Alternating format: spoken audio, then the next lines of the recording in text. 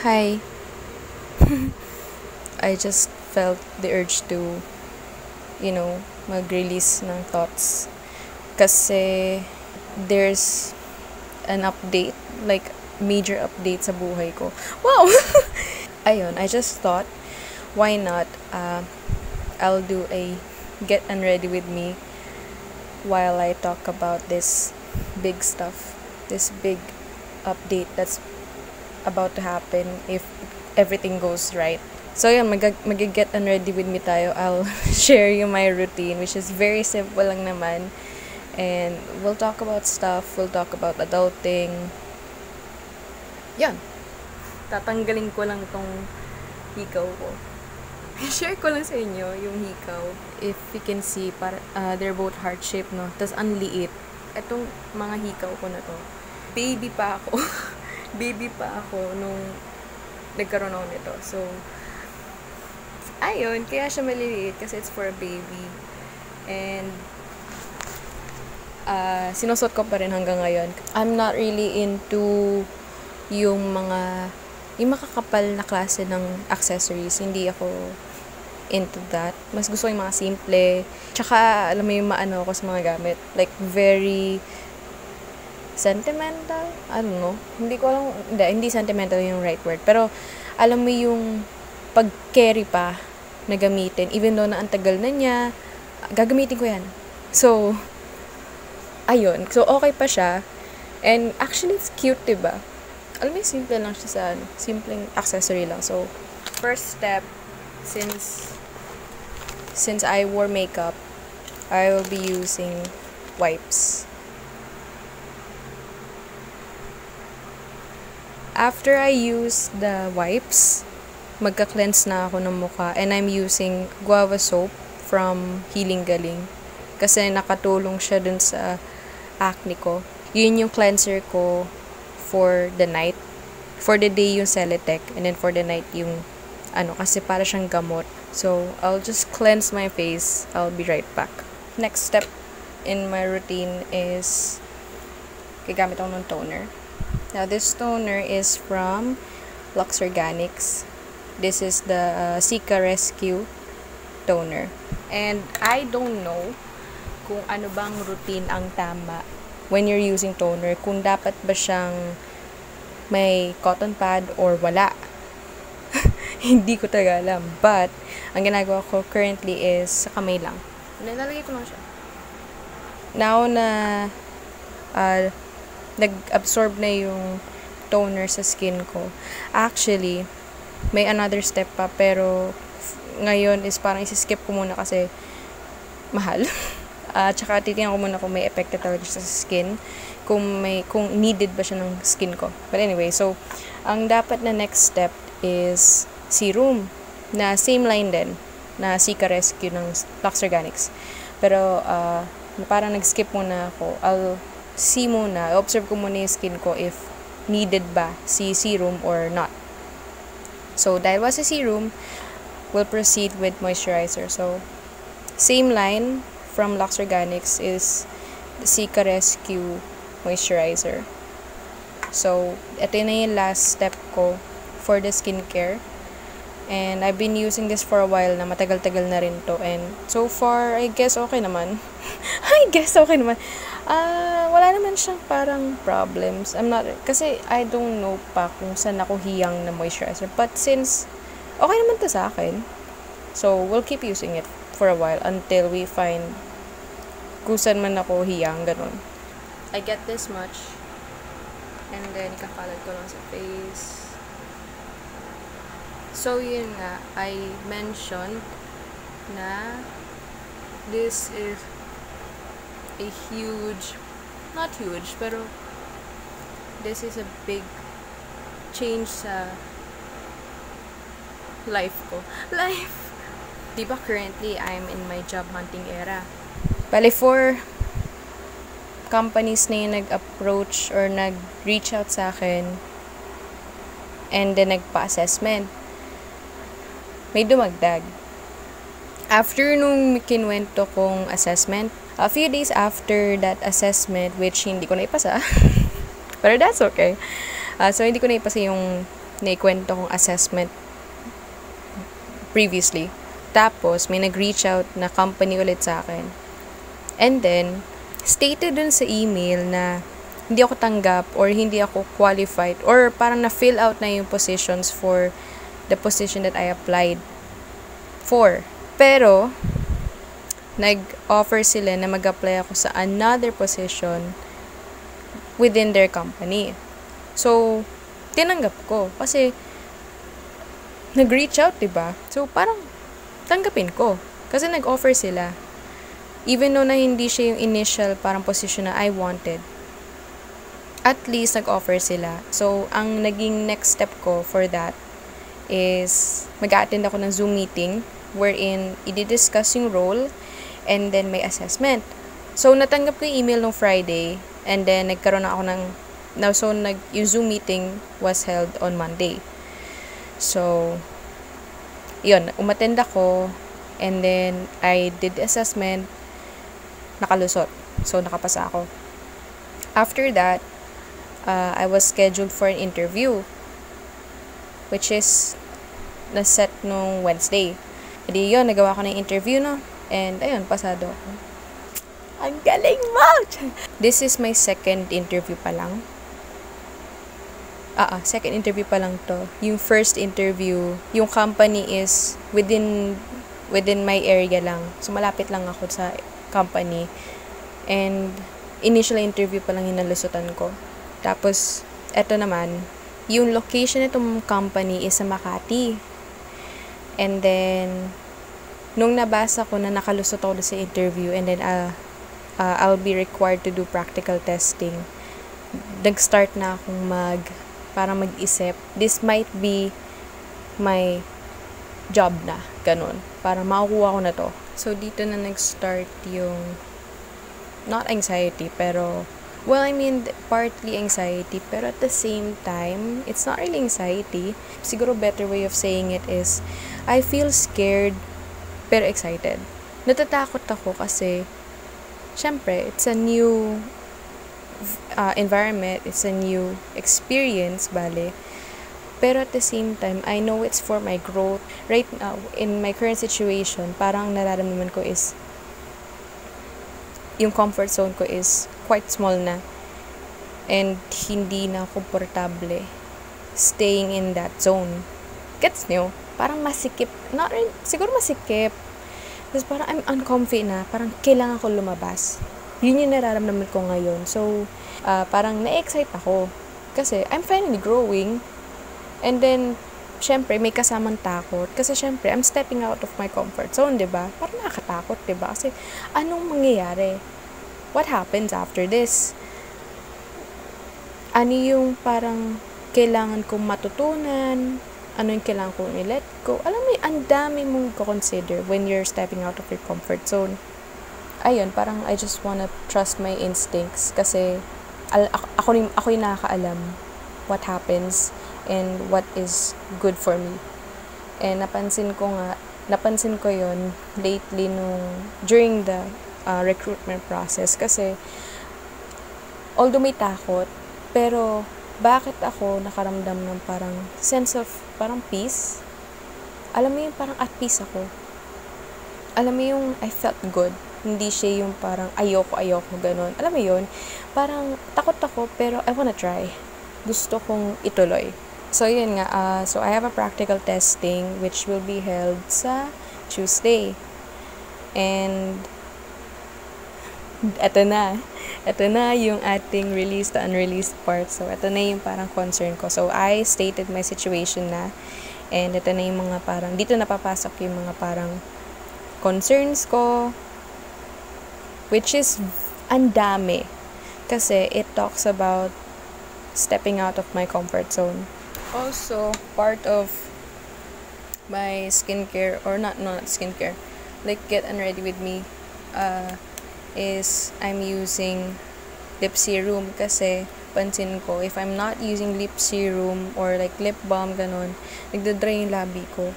So, I'm gonna use one tonight. And it's, syempre, Lux Organics din. It is the 24-hour lip serum in the shade It's a tinted lip serum in the shade Berry Glaze. I actually like the color sa lips ko. It's actually pretty. So, yeah. Actually, meron silang 3 shades. Kasi nakikita ko na lagi is this shade. So, you need to try natin. And I've been using this for a while na. And it looks so cute. Wala lang. Cute kasi siya, ano. I don't know kung kita nyo. Pero, it's, I guess nakikita nyo. So, yeah. So, yun, ang aking routine. Simple lang. Simple lang yung routine ko. Anyway, so, let's continue. So, ngayon, di ba may practical test ako sa Tuesday. And it's on-site. So, sa ano siya, gaganapin siya sa office nila, which is sa Makati. So, ibig sabihin, pupunta ako sa Makati sa Tuesday.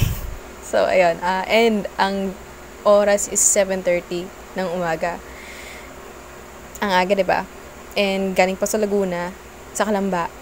And, ayun. Pero, parang na-plano ko na kung paano ang gagawin kong strategy. Pero, ayun. So, ang bala ko kasi, if purely commute ako from here to Makati, then ang plano ko is gigising ako ng 3 a.m. Ang aga, no? Pero nagawa ko na rin to since ito yung ginawa ko nung, at yung naging routine ko nung board exam, yung second take ko ng board exam. 3 a.m. ako nagising. Then, aalis ako ng 5. Pero, I would like na 4:30 ako aalis. Para, alam mo yung more time. Kasi, you never know, baka may delay, baka may may mga aberya sa biyahe. Diba? Hindi natin sure, okay? So, kailangan tayo maging prepared. So, ideal alis is 4:30. Or, within 4:30 and 5, dapat nakaalis na ako ng bahay. Let's say, 5 ako nakaalis ng crossing ng Calamba. Dadating ako and then 1 hour yung biyahe from Calamba to Makati. And then, 6 ako dadating doon. I have plenty of time para maglakad. If 18 minutes yung walking, or like 20, or 30 man lang. Kung 30 minutes yung walking distance, I have so much time. Bakit? Kasi 7:30 dating ko sa dapat, diba? Dun sa office. Kung dadating ako dun sa office ng 6:30, dun sa ginawa kong strategy, diba? Ang galing mo. Now, you may say na, edi, kung ganun, pwede ka namang umalis ng 6, ganun. Ayoko mag-risk. Gusto kong agahan kasi I'm the type of person na super aga sa mga lakad, sa mga kitaan. So, talaga may plano talaga ako. Like, nagmagawa ng strategy talaga para hindi ako malate. Ayoko talaga malate. Tapos, I did mention na this is my routine nung board exam, nung second take ko, yung October. Kasi ganito yan. So, ang venue ko is Ayala Malls, Manila Bay. And then, yung transient namin is located sa Santa Mesa. Alam ko, ang layo. Huwag niyong questionin, okay? Kasi yun yung nakasanayan namin back. Kasi yun yung naging transient ko din nung nag-practice ako na yung parang mock board exam na ginawa ng review center ko. And then, dun din kami nung first take ko. Now, you may ask, bakit Santa Mesa? Kasi, hindi ko rin alam eh. Pero naging convenient siya. Bakit? Kasi along, siya, pwede kami mag-LRT lang. Tapos, ayun na, mabilis na yung biyahe. Kasi ganito. So, edi, balik tayo dun sa second take ko ng board exam, October.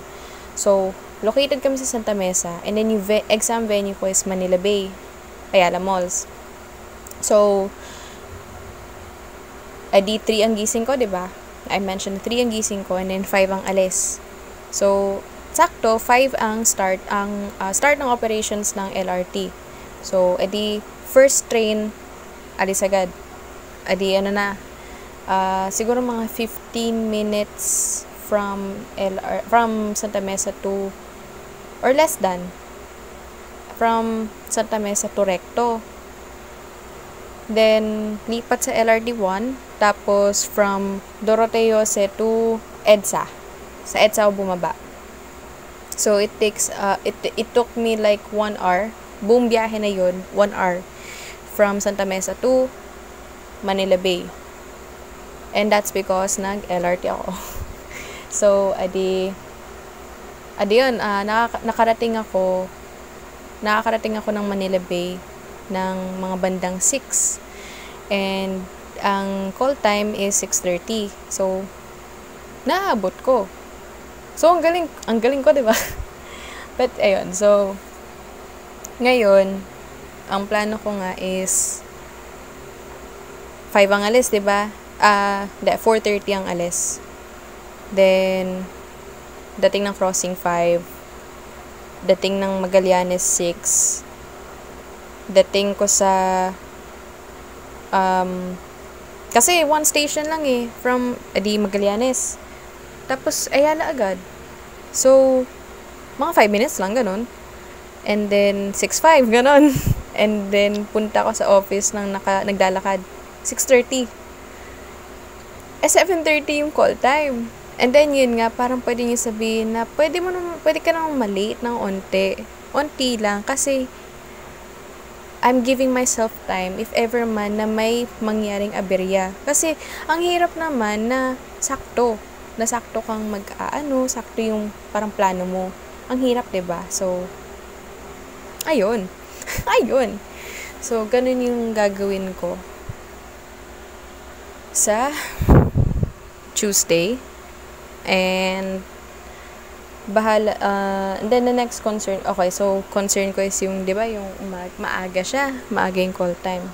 Pero naplanuhan ko na rin and I feel quite comfy about it. So, okay naman. And then, ang next concern ko is what happens pagdating ko sa building, sa venue, sa office. Parang, hala, anong mga next step? We'll see.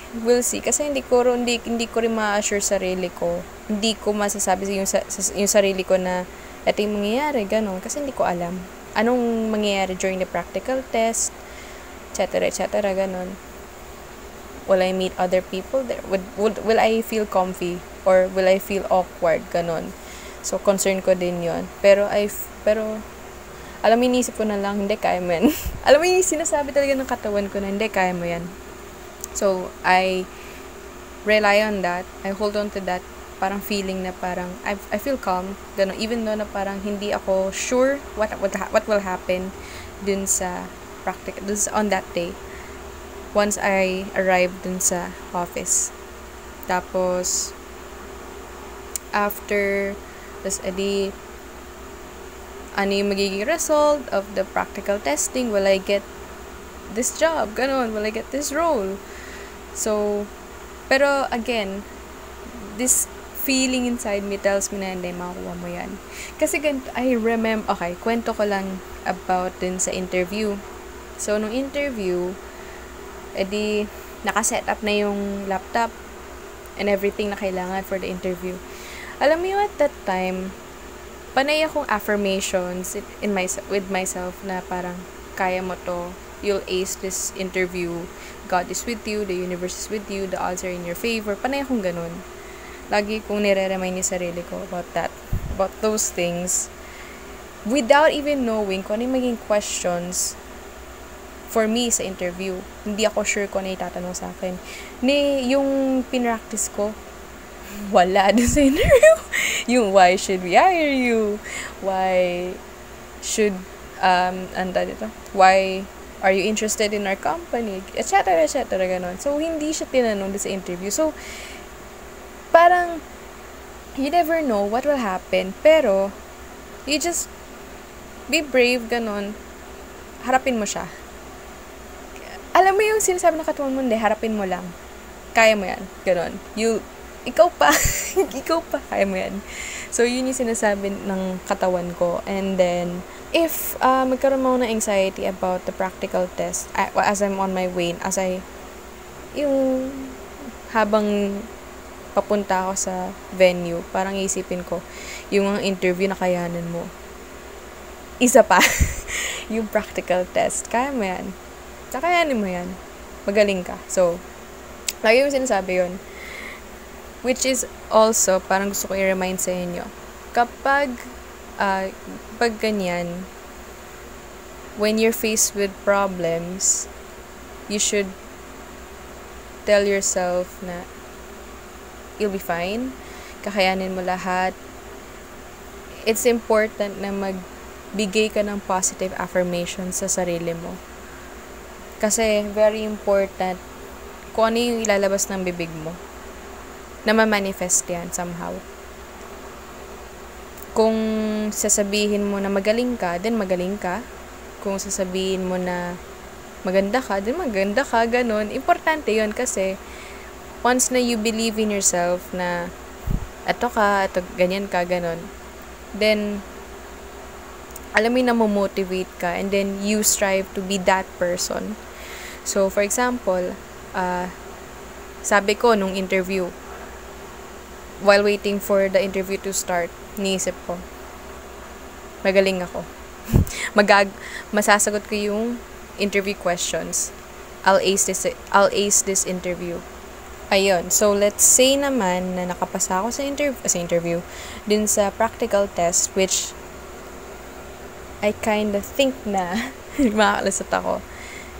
Kasi, tell me why I'm imagining na like living sa Tsaka bakit ako naghahanap na ng condo sa Makati? Ganun. So, sure na na ko. So, ayun. I feel na tuloy na to. So, anyway, ayun. So, once na naipasa ko yung practical testing, what happens after? So, I'll start thinking about moving out na. Maghahanap na ako ng condo sa Makati kasi it's a non-negotiable sa kanila. Kailangan mag-relocate ka near the office. So, naghahanap na ako ng condo ngayon currently. Pero, syempre, I'll start inquiring kapag sure na talaga na doon ako magtatrabaho sa Makati. So, now, which leads us dito sa next parang concern is dito na ako parang natatakot na parang so I'm moving out na and I'm stepping out of my comfort in other words, I'm stepping out of my comfort zone na kasi all my life I've always been living with my family. Actually, si Kuya, matagal na siyang move out. Nung college pa lang, nag-move out na siya. Ako nung college, nandito pa. Hindi ako nag-move out. Hindi pa ako naka-experience ng dorm. Hindi pa ako naka-experience ng living on my own. Na wala akong yung I'm an independent girl. Never pa. So, this will be my first time. And it's during the time na I am in my 20s, mid-20s. So, pero I feel na kaya ko, na magaling ako dyan. Nakakayanin ko yan, na I'll enjoy the experience and I won't feel any parang discomfort, ganun. If I will feel discomfort, then malulusutan ko, ganun. Kakayanin ko din. So, ayun. So, parang napaisip ako, parang this is a big update for me. Big change. Kasi, imagine mo, parang 24 years of my life, nakatipend ako sa mami ko. Well, okay, mommy and daddy. Well, si daddy kasi, wala na siya. For 6 years na siyang with us in spirit. So, or approaching 6 years na. So, my whole life, or not my whole life, parang nung college ako, kasi di ba pag college, you would move out, di ba? Pero nakatira pa rin ako sa bahay namin. Hindi pa ako nag-move out, hindi pa ako nag-dorm. So, hindi agad ako nag-mature or naka-experience ng independent living kumpara dun sa mga klase ko. Tapos, eto pa, Nung after graduate, sila may trabaho na, so nag-move out na sila. Maga na silang nakaranas ng independent living, ako nandito pa din. Parang parang siguro hinayang siguro. Kasi parang buti pa sila, may experience na. Tapos ako, baguhan pa lang. And then, bigla ko rin na-realize, parang, alam mo, marirealize mo na lang na in like a year, alam mo yung 1 year ka nang nagtatrabaho doon, tapos 1 year ka nang living on your own, and then nakayanan mo, diba? So, yun din yung nagpa-motivate sa akin. Parang nagpa-excite din sa akin. Kasi I really want to experience living on my own na. Kasi, dun ko sense yung parang, yung ma-feel yung sense of responsibility. Ganon. Kasi, alam mo yung right now, ayoko nang dumepende. Tama ba yung word? Dumepende sa magulang ko. Parang gusto ko na rin maranasan yung how to be alone, how to live independently. Yung ako na yung mag-handle lahat ng kailangan ko i-handle to survive in a new environment. So, gusto ko na. Kailangan ko na talaga kasi nakakaawa ako. Honestly, nakakaawa. Hindi naman sa parang, kasi nasanay rin naman ako dito and may experience rin akong matulog dito mag-isa. Okay naman. Pero syempre, iba yung nasa ibang lugar ka, yung talagang wala kang kasama or kung may kasama ka, hindi mo pamilya. Iba. So, gusto ko na maranasan yun kasi I wanna grow. I wanna step out of my comfort zone. Gusto ko na talaga. If I don't do it soon, kailan pa? Tsaka parang, alam mo yung, it's not aligned with my goals, ganun. Tsaka if I stayed in my comfort zone, kasi isipin ko na, I wanna stay for a little while, kasi parang natatakot ako.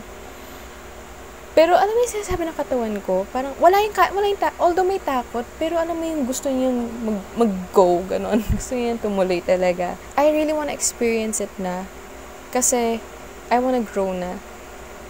Alam mo, excited na ako na mag-grow on my own to experience this new journey as an adult. Parang, kasi siguro isa ring part or parang isa ring reason why I feel this is kasi parang tingin pa rin sa akin mga tao is bata. I mean, mukha akong bata. Tingnan nyo naman. Tingnan nyo naman, mukha akong bata, diba? And siguro kasi nga I'm still living with my mom. So parang iniisip nila, ay, bata pa rin siya kasi nakadepende sa magulang, ganun, or something, or wala pang trabaho, ganun. So parang it's not to prove them wrong, although parang i-admit ko rin na there's a part of me that wants to prove them wrong na parang hindi, kaya ko to. I can live on my own. I can be responsible with my own life. Na hindi na nakadepende sa magulang ko, gano'n. Although, yes, may ganung factor. Pero, ang main reason din is for myself. To prove myself na kaya ko to. Na this is part of growing up. This is your goal. This is what you want to achieve, diba? To be independent. Kasi it's a goal of mine to live independently. To experience living independently sa city, ganun.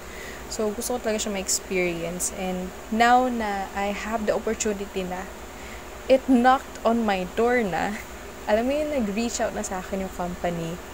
So, parang, tuloy ko na. Go na tayo. And then, alam mo yung nakakaano lang. Parang ang sarap lang sa feeling kasi, even though na parang I have anxiety about this stuff, kasi parang syempre, bagong experience, diba? Alam mo yung excited ako, na parang I know na I will do good in this part of the journey, or like, I'll be fine, I'll be alright.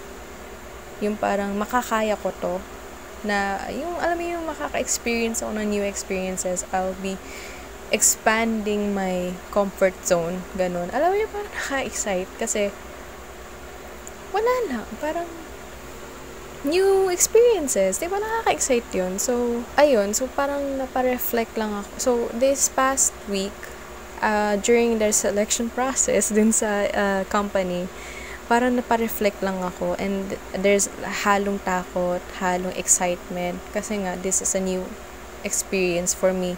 Makaka-experience ako ng new environment, and there's also this takot na parang what if it's not meant for me, pero alam mo yung pinupush away niya na ni gut feeling ni katawan na no, it's for you. And we'll talk about that gut feeling, my experience in gut feeling in another time. Pero yun, so ano lang, parang right now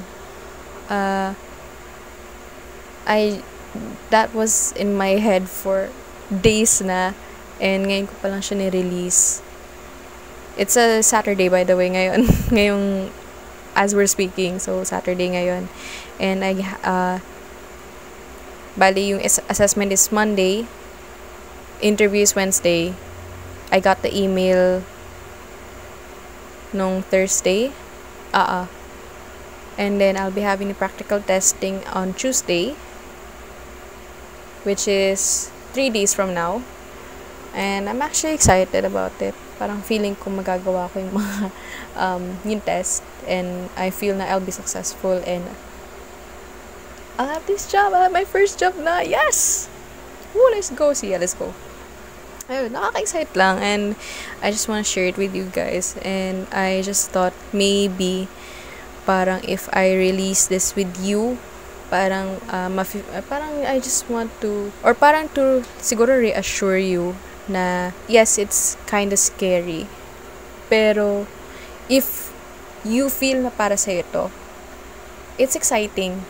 Parang ang mararamdaman mo is natatakot ako pero gusto ko, and that's part of stepping out of your comfort zone, being brave, being courageous, and it's an essential part of growing up, of adulting, ganon. Tsaka nakikita ko rin to kasi sa mga parang motivational, parang quotes, or sa sa internet, sa Pinterest. Lagi ko nakikita yung mga parang motivational na mga pins, ganon. So, meron ako nakita doon.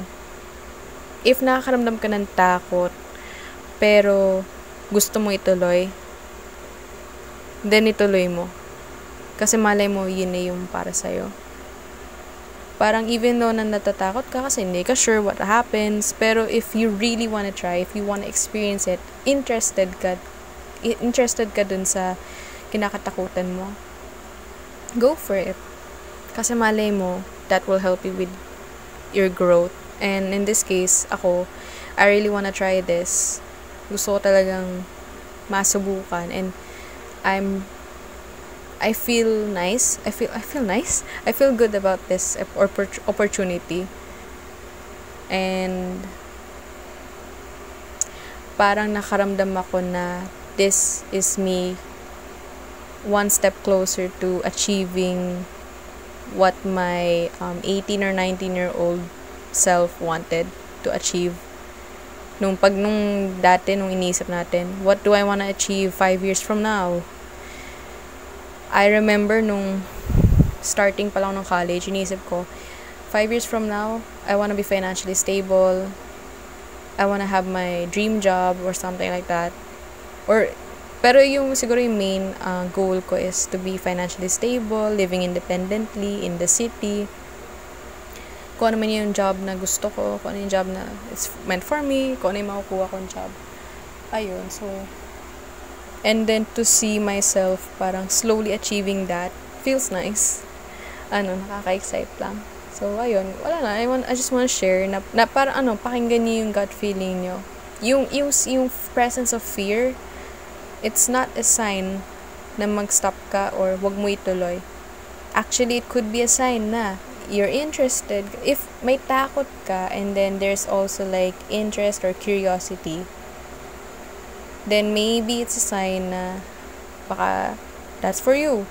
That's an open door, ganun, for opportunity.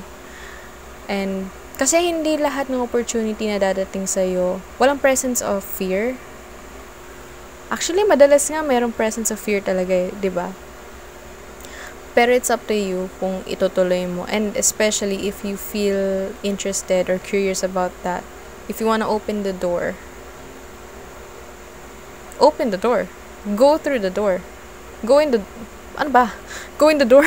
Go through the door. Ganon. So, just trust your gut feeling. Trust your instinct. Trust your intuition. That will help you with deciding who you wanna be in the future. Who you wanna be today. So, ayan. Yan lang. Ayan. So, thank you guys for being here with me. And this is a reminder. This is a reminder na I'm here for you. If you need some reassurance, if you need some release, you can always go back here sa released to unreleased, and then kasamahan ko kayo guys. Oh. Kasamahan ko kayo guys. I'll remind you of the positive things in life, and also parang yung mga bad things in life, the negative things in life, and you don't have to be scared of it kasi it's part of growing up. Acknowledging the negative, that's part of growing up, and actually it will help you kasi if you don't acknowledge it, then you won't grow. You have to acknowledge the good and the bad. So ayun lang guys. Thank you for being here with me. And also, yun nga, na-share ko na yung get and ready with me routine. Wala lang, it's fun. It's fun. So, ayun lang guys. Thank you. Bye guys.